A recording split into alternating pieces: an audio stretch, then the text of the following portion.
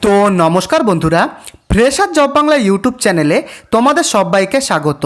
তো বন্ধুরা, তোমরা যারা বাংলার যুবসাথী প্রকল্পে অনলাইনের মাধ্যমে অথবা অফলাইনের মাধ্যমে আবেদন করেছিলে এবং যাদের প্রথম কিস্তির 1500 টাকা এখনও পর্যন্ত ঢোকেনি, তাদের জন্য এই ভিডিওটি শেষ পর্যন্ত তোমরা দেখো। এবং তোমাদের মধ্যে অনেকেই কিন্তু আমাকে বারবার কমেন্ট করছো যে স্যার, আমরা যখন অনলাইনের মাধ্যমে অথবা অফলাইনের মাধ্যমে আবেদন করেছিলাম তখন তো আমরা সঠিকভাবে ফর্মটাকে ফিল আপ করেছিলাম, তবুও কেন আমাদের এখনও টাকা ঢোকেনি। তো তোমাদের কেন টাকা ঢোকেনি, না ঢোকার কী কারণ রয়েছে, সেই নিয়ে কিন্তু এই ভিডিওটা শেষ অবধি তোমরা ভিডিওটিকে দেখো যাদের এখনও পর্যন্ত টাকা ঢোকেনি।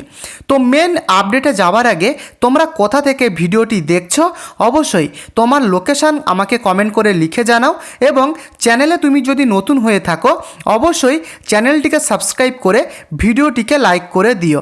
তো চলো মেন আপডেটে এবারে যাওয়া যাক।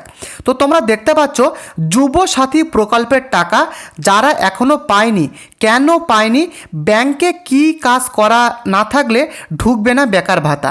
এখানে মেন ব্যাপারটা তোমরা বুঝে নাও। এখানে কিন্তু লেখাই রয়েছে বিধানসভা ভোটের মুখে যুবসাথী প্রকল্প নিয়ে তুঙ্গে রাজনৈতিক তরজা। এই আবহেই আবেদনকারীদের অ্যাকাউন্টে টাকা ঢুকতে শুরু করেছে। তবে যুবসাথী প্রকল্পের আর্থিক সহায়তা নিয়ে আবেদনকারীদের মধ্যে নতুন করে বেশ কিছু প্রশ্ন তৈরি হয়েছে, এবং তার সাথে সাথে কি বলা হয়েছে তোমরা দেখে নাও। এখানে অনেকের ক্ষেত্রে সব তথ্য ও নথি ঠিক থাকলেও ব্যাংকে টাকা আসে না। এই অনুদান পাওয়ার জন্য ব্যাংকে ডিরেক্ট বেনিফিট ট্রান্সফার অর্থাৎ ডিবিটি চালু রাখা বাধ্যতামূলক। যুবসাথী প্রকল্পের নিয়ম অনুযায়ী টাকা সরাসরি আবেদনকারীর সেই ব্যাংক অ্যাকাউন্টে পৌঁছবে। সেই নির্দিষ্ট অ্যাকাউন্টের সঙ্গে আবেদনকারীর আধার কার্ড যুক্ত থাকতে হবে। তো ব্যাপারটা তোমরা ভালোভাবে বোঝো। তোমাদের যাদের ব্যাংকের সাথে ডিবিটি অর্থাৎ ডিরেক্ট ব্যাংক ট্রান্সফার অর্থাৎ ডিবিটি লিঙ্ক বা আধার কার্ডের লিঙ্ক করা নেই, তাদের কিন্তু কোনোভাবেই এই 1500 টাকা, এই যুবসাথীর 1500 টাকা কিন্তু ঢুকবে না। তাই অবশ্যই কিন্তু তোমার ব্যাংক অ্যাকাউন্টের সাথে ডিবিটি লিঙ্ক অথবা আধার কার্ড লিঙ্ক করা রয়েছে কিনা সেটা কিন্তু তোমরা আগে যাচাই করো ব্যাংকে গিয়ে। তো এটা কিন্তু পরিষ্কারভাবে লেখা রয়েছে। এবং তার সাথে দেখে নাও ফর্মে দেওয়া অ্যাকাউন্টটি যেন কোনোভাবেই বন্ধ না হয়ে যায়। দীর্ঘ সময় ধরে লেনদেন না করলে বা কেওয়াইসি আপডেট না করালে ব্যাংক অনেক সময় অ্যাকাউন্ট সাময়িকভাবে বন্ধ করে দেয়। তাই টাকা ঢোকার আগে ব্যাংকের শাখায় গিয়ে নিজের অ্যাকাউন্টটি অ্যাক্টিভ রয়েছে কিনা তা যাচাই করে নিন। অর্থাৎ তোমাদের যাদের এখনও পর্যন্ত 1500 টাকা ঢোকেনি তাদেরকে বলবো তোমরা একবার তোমার ব্যাংক অ্যাকাউন্টে গিয়ে চেক করো। যদি অনেক দিন ধরে ট্রানজ্যাকশান বন্ধ থাকে বা লেনদেন বন্ধ থাকে, সেক্ষেত্রে কিন্তু অনেক ক্ষেত্রে ব্যাংক তোমার অ্যাকাউন্টটা বন্ধ করে দিতে পারে, অথবা তোমার কেওয়াইসি আপডেট করা রয়েছে কিনা তোমার ব্যাংকের সাথে সেটাও কিন্তু তোমরা একবার দেখে আসো তোমার ব্যাংকে গিয়ে। তো কেওয়াইসি ভেরিফিকেশান না থাকলে কিন্তু টাকা কিন্তু ঢুকবে না। এছাড়া দেখে নাও এখানে পরিষ্কার লেখা রয়েছে শুধুমাত্র গ্যাসের ভর্তুকি বা অন্যান্য সরকারি সহায়তার মতো এখানেও ডিবিটি বা আধার অ্যাড করা আবশ্যক। কিন্তু সরকারি নির্দেশিকায় স্পষ্টভাবে জানানো হয়েছে যে এর জন্য আলাদা করে ডিবিটি লিঙ্ক করার কোনো প্রয়োজন নেই। সরাসরি আধার সিডিং করা অ্যাকাউন্টে এই অনুদান জমা পড়বে। অর্থাৎ তোমরা যখন ফর্মটা ফিল আপ করেছিলে তখন ফর্ম ফিল আপ করার সময় যে অ্যাকাউন্ট নাম্বার দিয়েছিলে সেই অ্যাকাউন্ট নাম্বারের সাথে কিন্তু আধার সিডিং করা থাকতে হবে। আধার সিডিং করা কিন্তু ম্যান্ডেটারি থাকতে হবে, না হলে কিন্তু কোনোভাবে তোমাদের টাকা ঢুকবে না।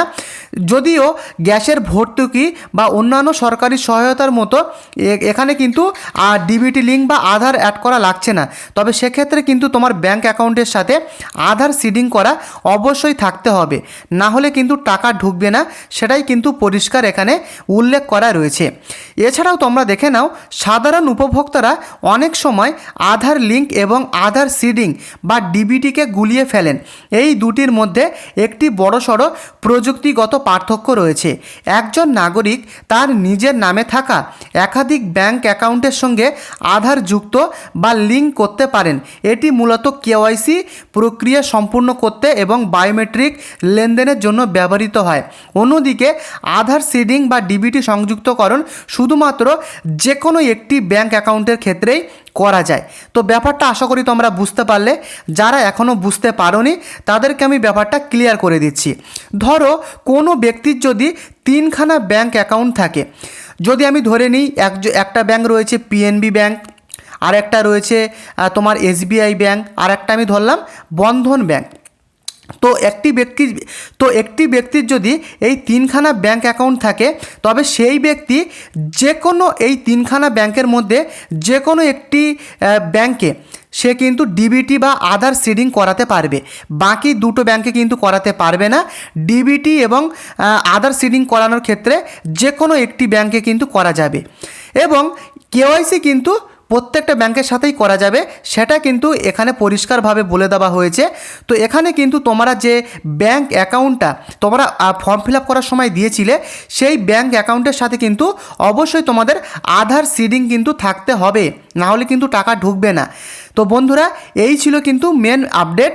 তো তোমাদের যাদের এখনও পর্যন্ত যুবসাথীর 1500 টাকা ঢোকেনি, তারা একবার তোমাদের ব্যাংকে গিয়ে যোগাযোগ করো যে তোমার ব্যাংকের কেওয়াইসি ঠিক রয়েছে কি না, অথবা তোমার ব্যাংকের ট্রানজ্যাকশান তোমরা করো কি না, বা তোমাদের বন্ধ করে দেওয়া হয়েছে কি না, অথবা তোমাদের ব্যাংকের সাথে আধার সিডিং করা রয়েছে কি না।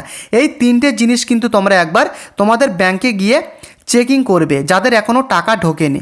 তো আশা করি তোমরা ব্যাপারটা পুরো ক্লিয়ার হতে পারলে।